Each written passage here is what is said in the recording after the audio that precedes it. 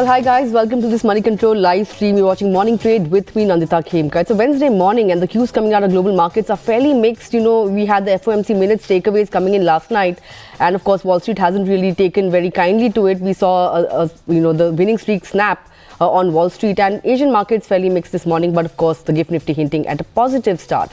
We'll be talking about all the cues for trade today. Of course, the much-awaited Tata Tech IPO hits, the street today. We have quite a few, IPOs hitting the street today. So the primary markets buzzing with activity. 4 IPOs opening up today, and we will, of course, be getting a guest on the show to discuss whether or not one should be subscribing to the Tata Tech IPO. And of course, we'll also be discussing all the stocks that will be in focus this morning. And we'll obviously be taking up all your queries as well with a technical expert on the show. So if you have any queries, send them in to us on our live feed on YouTube and we'll try and take them up. But as usual, before we move any further, let's take a look at the top stories at this hour. Wall Street snaps 5-day winning streak as FOMC minutes of the October meeting indicate a restrictive policy stance and no signal of rate cuts anytime soon. Meanwhile, Nvidia's third quarter revenue triples. However, stock remains muted as the chip maker warns of negative impact of China export curbs in the fourth quarter. Asian markets trade mixed on a weak handover from Wall Street. However, the GIFT Nifty is hinting at a start around that 19,850 mark. Meanwhile, reports suggest that the Israeli cabinet has approved a ceasefire with the Hamas that includes the release of some 50 hostages held by militants. Brent crude trades flat around the $82 a barrel mark as the market awaits cues from the OPEC Plus meet on Sunday. Meanwhile, gold shines as prices of the yellow metal hit $2,000 an ounce amid dollar weakness. The much-awaited Tata Tech IPO kicks off for subscription today. The first issue from the Tata Group in over 20 years is purely an offer for sale, with promoters looking to raise about 3,000 crore rupees. In addition to Tata Tech, 3 other IPOs opening today, including the likes of Fedfina, Gandhar Oil Refinery and Flair Writing. So it's a busy day when it comes to the primary markets. Among stocks in focus today, we put the spotlight on TCS as it will take a $125 million hit on Q3 on the back of a US lawsuit, and Maruti as well, as the board is meeting on the 24th of this month to consider preference issue to its parent Suzuki Motor. Well, on that note, let me bring on board our technical expert for today. Joining me is Hemen Kapadia, Senior VP Institutional Equity, KR Choksi Securities. Great to have you on the show, Hemen, as always. What are you sensing? Where is the Nifty headed, given the fact that, we have managed to, make a comeback yesterday. And today the GIFT Nifty is hinting at an open around that 19,850 mark. Do you think a dash at that 19,900 mark is possible either today or tomorrow? A very good morning to Nandita. Thank you for having me on the show. It's always a pleasure. Like you said, a dash to 19,900, I think that has been on the anvil. It's just that a 1,000-point rise needs to be corrected a bit. On the other hand, if we say the glass half empty, even after a 1,000-point rise, Nandita, the Nifty has held firm. So frankly speaking, and the roadblock comes in at 19,852. Now, we've turned back from this level 5 times, Nandita, twice on 11th October, 12th October, then 17th October, 18th October, and now 16th November. So the last 1 month, we faced significant resistance from 19,852. So this is the villain of the piece for the time being. Once this gets taken out, I think, like you're saying, 19,992 and probably 20,000 is on the anvil. Now, does that happen today or tomorrow? Possibly. I just feel that we might consolidate just a wee bit more because of 2 things. One is that Bank Nifty is just not performing, Nandita. Stocks like HDFC Bank have been down for a long time. I think they need to participate. So if the Bank Nifty doesn't participate, then you need IT, then you need something which has weightage. And the brightest part of the whole scenario is Reliance Industries. We had a 16-week decline. The stock is turned positive. That looks good. We're gradually gaining ground. So if, like we're saying, 19,900 dash, I think that's happening. But I am also slightly, I wouldn't say confused, but a bit deceived that does happen this week or next week. Setup is positive. Downside does limited. The weeks about 12 is not too much of a concern, but if we are at this level, the VIX needs to come back slightly lower. But setup is positive. A Bank Nifty participation would give that much needed push to take it to 99, Nandita. That's true. Important that Bank Nifty also participates in the up move. But I also want to point out that FIIs have been sellers in the financial services sector, for a large part of the year, and that's another kind of factor that is contributing to the underperformance by the Bank Nifty as well. But hold that thought, Heymen. We'll come back and talk about specific stocks. I want to get in, Gaurang Shah, who's the senior VP at Geojit Financial Services. Welcoming him on the show. Good morning, Gaurang. Great to have you on the show. I want to ask you about the Tata Tech IPO that is opening up today. Of course, it's the first IPO from the Tata stable after TCS back in 2004. And given the kind of lineage it has, the financials it has, there's a lot of positive sentiment around this IPO. And I was just going through the anchor investor names. You have marquee names like Goldman Sachs, BNP Paribas, and from the domestic end you have SBI MF, ICICI Pru MF. Even though HDFC MF may have given it a miss, but there's a lot of interest around this IPO. First and foremost, one should subscribe to this for the long term, or should one play it for listing gains? Thank you, Nandita, and morning to all of you all. So, there are certain quality papers that you don't look at it from the listing gains point of view, provided subject to you have a long-term time horizon and you have time by your side. And first of all, a couple of positivities about the IPO is the floor price of 475 to 500. Second is the quality of the business, extremely positive. And the future outlook of the business looks even much stronger and stable. Comes from a very credible group, that is Tata Group. And our sense is that the interest is going to be huge for this particular. I wouldn't be surprised if this particular IPO also attracts a record level of subscription. So as a disclosure, we have issued a IPO note on Tata Technologies, and we have given a subscribe recommendation on the fundamentals from a long-term point of view. The only sad part, Nandita, is the size of the IPO. And purely because of that size of the IPO, I think there's going to be a huge, huge interest. Listing gains, I would not be in a position to comment. But this kind of paper, quality paper, I think you should have longish time horizon. All right. Of course, subscribe for the long term. That's the call here. But Gaurang, I want to ask you, the companies like Tata Investment and Tata Investment have seen quite a great up move in the run up to this IPO, right? Of course, there is value unlocking opportunity, and that is being seen as a positive for Tata Investment as well as Tata Motors, as it will be, of course, offloading, somewhere around 4.6 crore shares in this IPO, right? Tata Investment, how would you view this stock? Do you think the run-up that we have seen is only on the back of this IPO, or do you think there could be some bit of value there and investors could actually look at that stock as well? Well, so I will comment on the quality of the company. And of course, it doesn't have that kind of a free float. That is the volume of shares that traded on the exchanges. And again, if you look at the pedigree of the company, you don't have any question mark at the back of your hand. On the flip side, yes, value unlocking does create tremendous amount of potential, and we saw that yesterday and day before yesterday in some of the Tata Group companies which have a decent kind of holding in Tata Tech, like for example Tata Motors as well. So these are all investment companies. So you should look at it from that angle and perspective.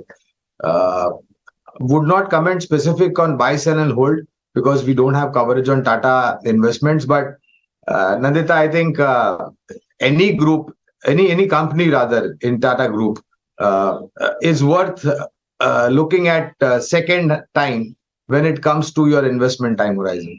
And they have created wealth, let's face it.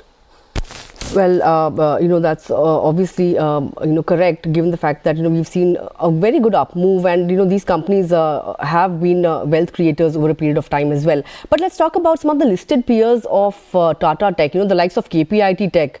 The stock has been termed as a multi-bagger. We all know that because it has gained somewhere around 120% or thereabouts on a YTD basis. But yesterday, of course, there was a Goldman Sachs. In fact, there was a downgrade coming in by Motilal Oswal. I stand corrected there. Given the fact that we have a player like Tata Tech entering, do you think there could be a rebalancing when it comes to its listed peers like KPIT Tech, L&T Tech, and the likes? Obviously, the valuation comfort is much more with respect to Tata Tech. KPIT Tech, we already know that analysts have flagged off that it has run ahead of fundamentals, right? So in that sense, how would you view stocks like KPIT Tech at the current juncture? So let's put a disclosure in place first. We have a hold recommendation on KPIT Technologies as of date. Nandita, when it comes to the sector wherein these two companies operate, there are not many listed entities and very few competitors from the unorganized sector. And let's face it, Tata Technologies, the floor that is decided of 475 to 500 is much, much lower than what the grey market had anticipated or what the market had anticipated. I would not want to comment on grey market because the information and sources are a little bit unreliable.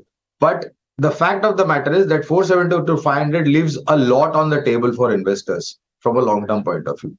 Look at KPIT Tech, 125%, like you said, year-to-date rally in the stock. There has to be some adjustment that has to come in. Whenever a quality company comes into the market with a floor of 478 to 500, the competitors, if the prices are a little bit stretched, which it is a little bit stretched in KPIT Tech, so that adjustment automatically takes place. But to say that you need to dump off KPIT Tech or get out of KPIT Tech, I don't think it will be advisable. The market is huge enough for many more players to cater to. All right, that's the view. And lastly, I want to ask you about TCS as well, since you, of course, track this company and it's always at the top of your pecking order when it comes to IT names. Of course, there's some bit of negative news when it comes to the stock. Of course, the company has been asked to pay up somewhere around $140 million with respect to a lawsuit in the US. Of course, Epic Systems had accused the company of brazenly stealing the trade secrets, confidential information, documents, and data. And this case dates back to 2014. Some bit of a hit coming in, in the coming quarter. But last couple of days we've been getting brokerage notes where most of them are pointing out that the demand recovery could, of course, shift to FY25 now. Given all these, given the kind of news flow that is there around IT names, what are your own thoughts when it comes to TCS, particularly in the coming quarter? So this would also be one of the beneficiaries of Tata Tech IPO, Nandita. And whenever it comes to legal issues, court cases, whether it is in India or overseas, it becomes a little bit uncertain in terms of what the outcome is finally going to be, and that kind of creates some kind of negativity on the stock from a short to medium term point of view till the time these issues are done and dusted. And they flow by, they get flown off by the wind as time goes by. We are maintaining a positive stance on TCS, and let me give you a target also. 3,800 plus is the level on TCS. So on fallback of this news flow, in case if there is any negativity today, tomorrow, day after, then I think it would be a great opportunity to invest into the stock from a long-term point of view. Point number one. Point number two, in case if you got invested at higher level, if you have investable amount on correction, you can add to it. And my sense on the IT, as I've been very vocal about the entire IT sector, that despite of the negativities that lies in the market on the IT sector, we as a brokerage house in Geojit have been maintaining a positive view on select large cap and mid cap IT names. All right, that's the view. Of course, one section of the street, of course, believes that the weakness that any weakness that we see on IT stocks warrants an opportunity to buy into them. But with that, Gaurang, thanks a lot for taking out time and joining in this morning and sharing your thoughts with us. Well, let me go back to Himen and ask him about what kind of targets he will be watching out for on TCS, given the fact that it is the stock of the day for me today. So 3,800 is the kind of long-term target that has been set by Gaurang. Himen, would you concur with that and buy on dips or averaging out at current levels? Do you think that is prudent when it comes to a TCS? I think so. I would agree with the dear friend Nandita. And TCS has shown relative strength in the sense it didn't decline like many of the IT stocks. Infosys was the weakest of the lot. But having said that, the upside, like some of the mid caps, Persistent, Bsoft, KPIT, okay, different businesses, whatever, but they've gone through the roof. A lot of resilience. Maybe this US decision might lead to a knee-jerk reaction. I believe that would be an opportunity to buy. We've seen a range over the last couple of years, or 1.5 years, the range is between 29.50 and 36.50. So we need to take out 36.50, and I believe it might also overshoot 3,800 over a period of time once 3650 is taken out. So the setup is promising. Let's see how much of a knee-jerk reaction takes TCS down. After that, I think 3650 is a level I would watch out for. All right, that's the level to watch out for on a TCS. But let's also talk about Maruti then. On that note, of course, the board will be meeting on the 24th of this month to consider preference issue to its parent Suzuki Motor Corp. The stock of Maruti has been sideways, so to say. Over the last 1 month, it has literally done nothing. It has held on to the 10,500 mark, which is an important level on technical charts. But here on, do you expect any kind of trend emerging here, or do you think it will remain sideways for the next few weeks? But frankly speaking, we've taken 12 weeks and gone nowhere, Nandita, as far as Maruti is concerned. But then once again, if I look at the quantum of the rise, which has been pretty substantive, that is the case, then I think 12 weeks of a correction without a significant downside would also imply that the undercurrent in the stock is solid. So yes, coming back to your main question, I feel yes, it might still take a couple of weeks more before things happen under the 10,100, 10,800, 12 weeks. So we'll have to wait for the 10,800 level to get taken out.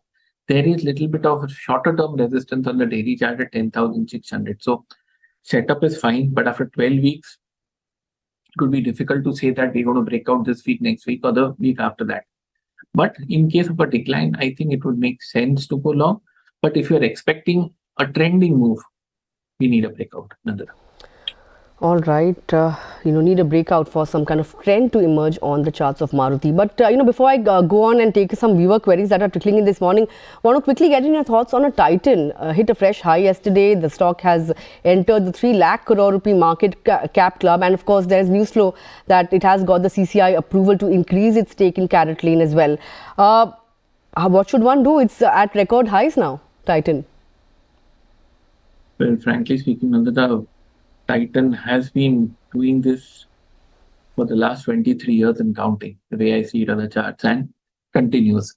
Every significant move is followed by a few quarters of consolidation, time frame retracement, and it merrily continues its way. So we are safely ensconced in a 23-year mode, Nandita, and we remain intact. So frankly speaking, yes, one all-time highs, no known resistance levels, further upside seem like a distinct possibility. I believe we are on our way to 3,550, 3,600 in the next month itself. So setup is positive. We had a consolidation phase. We've seen a breakout, all-time highs, clear blue skies. Further upside, awesome. Very much. All right, that's the call on Titan. But let's shift focus to some viewer queries now. First one, I want to take up this query on Triveni Turbine coming in from Trilok. Wants to know your short as well as long-term view on this stock. This stock has picked up pace over the last 1 month or so, 20% kind of gains coming in. Do you think the up move is pretty much done now, or do you think it is expected to move higher from here? And what should one do both with the short and long-term perspective when it comes to this stock? Very valid question, Nandita. For the time being, the up move might just be running out of speed. I'm saying just because looks a bit stretched. If it goes from 315 to 425, in some 18, 20 trading sessions, one would hope for sanity to prevail, but then that's how markets are. If I look at the slightly longer term point of view, Nandita, everything seems hunky dory. We've had a good move, we've had a decent correction, and now we are back on track. But looking at the daily picture and sort of um, correlating it, one gets the feeling that there could be some more time price correction left. In simple terms, consolidation left. 430 needs to get taken out decisively. If 430 gets taken out, then this consolidation that I'm talking about would mean that view would be negated and we're looking at a further upside. So no fresh buy at current levels simply because it had a scintillating move on a decline. Yes, long-term picture seems fine, but I sort of agree with you, Nandita. Currently, it might just be exhausting itself in the near term. All right, that's the view. I hope that answers your query. The next one is coming in from Funny PG, and he wants to know your thoughts on a GE shipping, whether it warrants a fresh buy or not.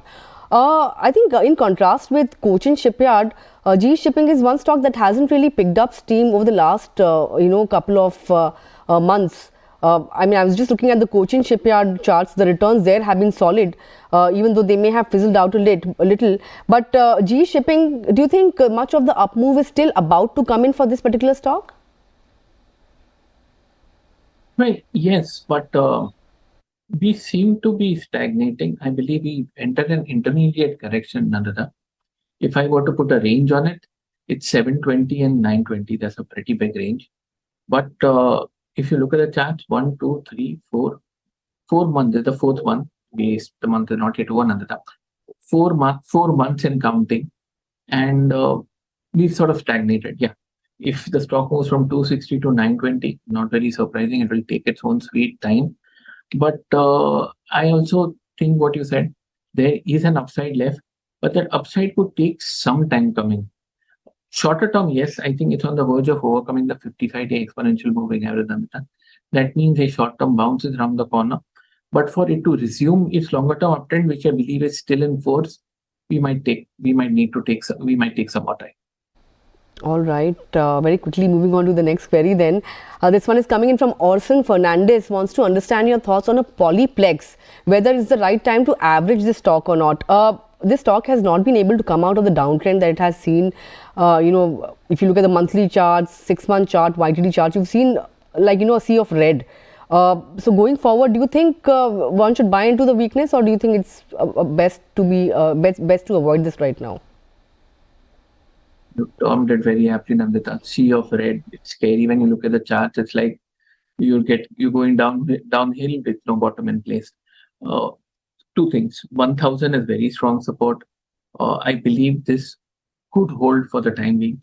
If I were to recommend a buy or an average, there aren't any technical signals to do that. Oversold on the daily chart, yes.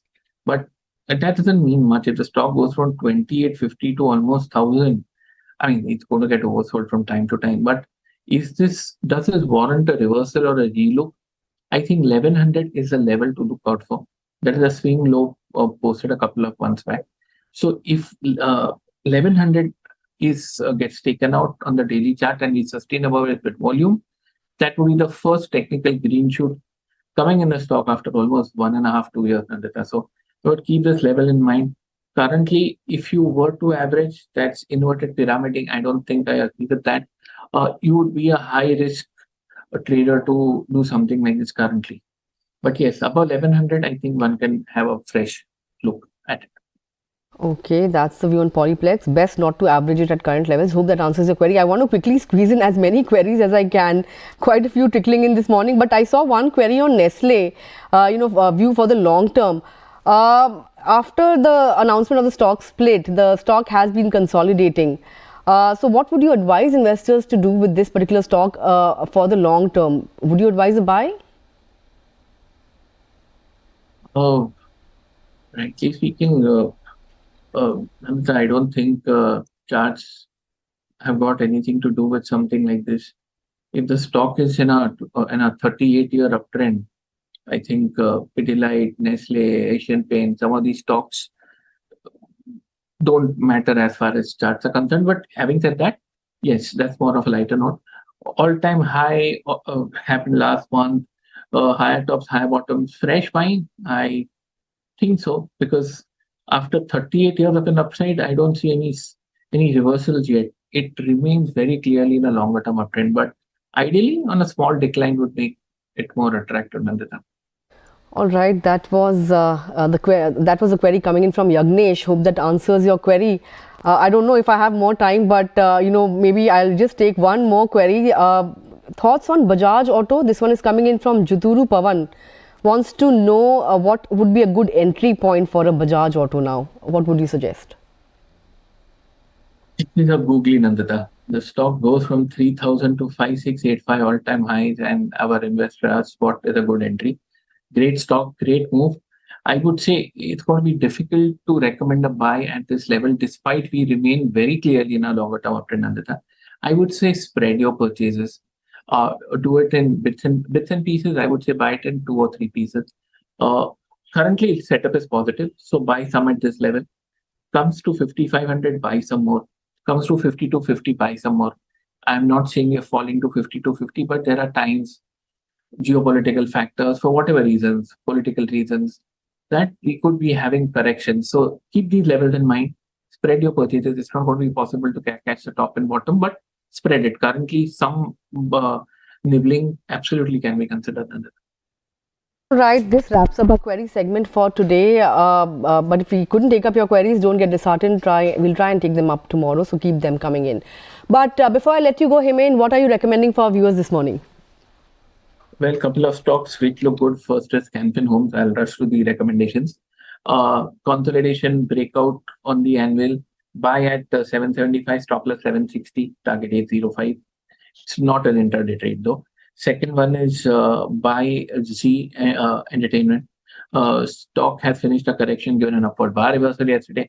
Buy at 250, stop loss 240, target 271. Second, it's not an intraday buy for another. All right, those were the recommendations coming in from Himain. With that, Himain, thanks a lot for taking out time and joining in this morning and sharing your thoughts with us, and of course answering all our viewer queries so patiently. Well, with that, we've come to the end of this edition of Morning Trade. Of course, the IPO street is bustling with activity today. 4 issues to hit the street today, this Wednesday. And of course, you can log on to our website and see which ones are worth a subscribe and which ones are, haven't really got a thumbs up from analysts. But with that, thanks a lot for tuning in and watching this episode of Morning Trade. Keep your queries coming in and we'll try and take them up. And of course, you don't go anywhere, because coming up next is Opening Bell.